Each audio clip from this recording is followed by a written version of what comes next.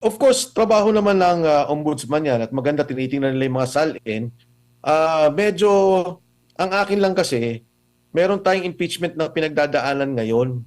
Ang ayoko sanang mangyari dyan ay baka naman, hindi ko sinasabing si Boying, si ombudsman, pero baka naman may mga ilang tao sa gobyerno na gamitin ito para i-weaponize, na gamitin ito para takutin yung mga kongresista na pagka kayo hindi bumoto, ay kakasuhan namin kayo. Ang kinakatakot ko lang ay baka ma-weaponize. Again, hindi ko sinasabing gagawin ito ni Ombudsman Boying Rimulya, pero baka may mga kasama siya dahil nakikita ko na rin yung ibang departamento at ibang ahensya ginagawa to. Ang warning ko lang dito sa mga ahensyang to, sa mga taong to, tandaan po ninyo, ang mundo ay bilog. Ang buhay natin paikot-ikot. Pag kayo nanggipit dahil sa politika, babalikan po kayo niyan. Kung nanggigipit kayo, kung ito'y may mga isyong totoo, wala namang problema eh.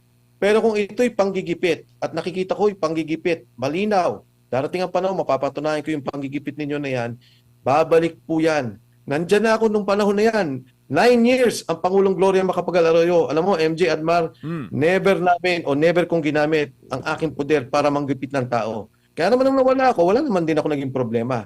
Pero itong mga taong to, siguro baguhan sa mga posisyon at medyo sumisip-sip na sa taas, nako, maniwala ko kayo, babalikan kayo ng lahat ng yan.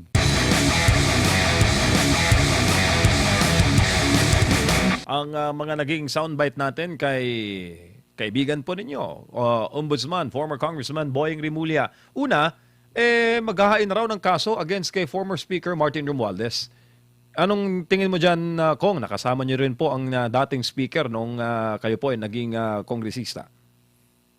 Alam mo, MJ, tama, nakasama ko si Ombudsman Boying Rimulya.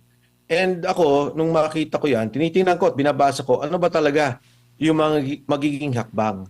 Hindi ko masabi kasi dahil ang binanggit ay plunder. Pero ang aking panawagan sa aking kaibigan, si Ombudsman Rimulya, sana ito na rin yung panahon na gamitin nila yung mga testimonya ni Sergeant Gutesa. Gagamitin nila yung testimonya ng 18 Marines. Kasi ito yung magdudugtong nung binabanggit nila na plunder eh. Kung ang tingin natin ay budget lamang yung pagdudugtungan nito, kasama si Senator Chis Escudero kasi siya yung Senate President at si Speaker Martin Romualdez, hindi ko pa alam. Kasi parang kung ito'y dugtong lamang doon sa nangyaring budgeting at naging conspiracy na doon sa plunder, hindi ko masabi. Pag nakita ko na yung mismong kasong i-final nila, yan, makapagbigay ako ng opinion. Pero ang aking panawagan sa kanya, kay Ombudsman Rimulya, narinig naman niya si Sergeant Gutesa. Malinaw yung sinabi, nagdi-deliver ng pera kay Speaker Martin Romualdez. Malinaw yung binanggit na mga maleta, dinadala dun sa kanyang bahay at pagkatapos ay i-deliver sa mga bahay ni Speaker Martin Romualdez. Meron siyang ledger, si Saldico, tungkol dito na maaaring gamitin bilang ebidensya at mapatunayan na talagang aktwal. Kasi hindi naman itong kanilang Sergeant Gutesa at itong sa 18 Marines, hindi hearsay ito. Hindi to kwento. Aktwal na nakita ng mga tao nag-deliver sila ng pera at kung idudugtong mo to doon sa ebidensyang pinanghahawakan ni Saldico, malinaw. Napakalinaw. At kung ito'y idudugtong na din natin doon sa mga binanggit ni Saldico, doon sa budget at kung paano yung pag-aayos sa mga flood control, napakalinaw na talagang mabubuo nila yung kaso ng plunder. Mabubuo nila yung kaso ng delivery.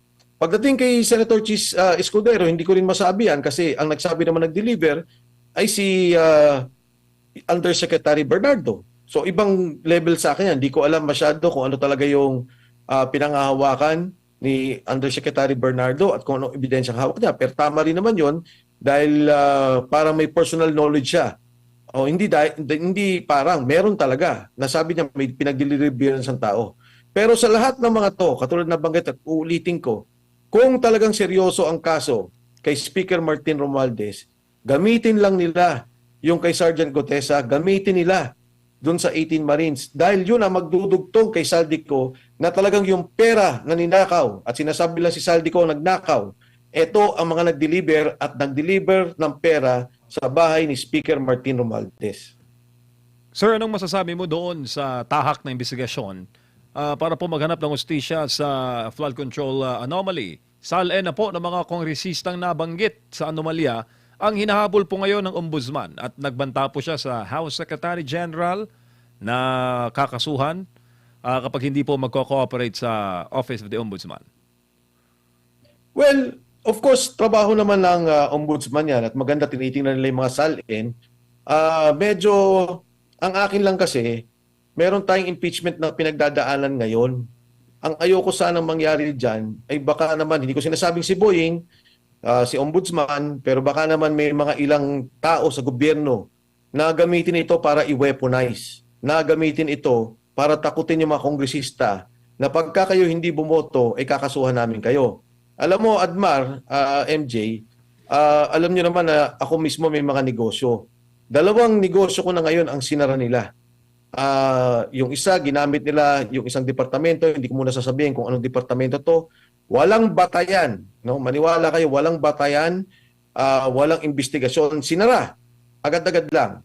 May isa naman, isa ding invested ako na kumpanya, at ako ang presidente, buti na lang nag-resign ako. Dahil alam ko na may gagawin eh.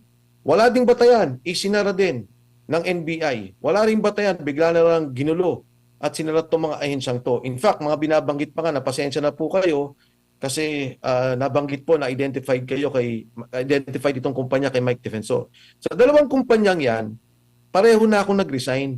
Dahil nakita ko na to, Admar MJ, na talagang gigipitin nila ako. Ang masakit lang, yung isang kumpanya, syempre, nandun pa rin yung aking pamilya. Kumbaga, negosyo ng pamilya talaga. Yung isa, marami naman kaming shareholders. Kaya, binabalikan ko lang yung tanong mo, ang kinakatakot ko lang ay baka ma-weaponize. Again, hindi ko sinasabing gagawin to ni Ombudsman Boying Rimulya, pero baka may mga kasama siya. Dahil nakikita ko na rin yung ibang departamento at ibang ahensya ginagawa to.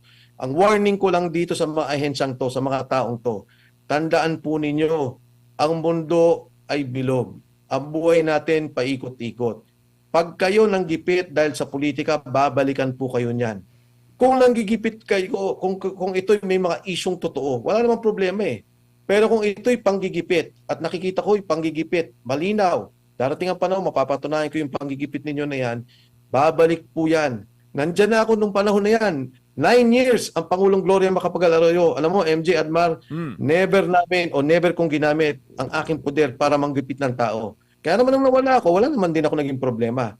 Pero itong mga taong to, siguro baguhan sa mga posisyon at medyo sumisip-sip na sa taas, nako, maniwala ko kayo, babalikan kayo ng lahat ng yan. Tsaka, yung timing, sir, di ba? Yung timing makikita mo Yes. eh. Correct. Ika, ika nga ng kasabihan, timing is the key. Tingin mo, ang timing, yung paghingi ng SALN at kakibat po yung impeachment na sinusulong. Yan ang binabanggit ko, MJ, na yung SALN nga, siguro, hindi ko alam, no? Baka siguro yung budget, medyo hirap sila ngayon dahil nga may mga krisis tayong kinakaharap. Wala silang pambigay sa mga kongresista katulad ng mga nangyari ng mga nakaraang araw. Wala nang mga maleta na ubus na. Baka ito na yung gamitin na takutan na. Ako naman ho, sa ating mga membro ng Kongreso, tingnan po nila na mabuti yan. Katulad na binabanggit ko sa mga ahensya, no? Hindi ho pa na, ang ibig ko sabihin, hindi permanente ang sitwasyon natin. Magbabago po to. Darating ang panahon, magkakaroon ng paghusgahan tao, no? At pagka umupo pa si BP Inday Sara, di ba? Ito naman tao nagsabi na, sabi ni BP Inday Sara, wala na akong iniisip na pag-iigante. Basta ito, iiwan ko na lang sa kung sino man magiging vice president ko at sa batay sa ustisya, tingnan niya kung sino may mali at sino may matama. Kaya dapat to, ang maging desisyon ng mga kongresista ay huwag sila magpatakot. Ang desisyon ng kongresista, kung ano yung dapat at kung ano ikakabuti ng ating bansa.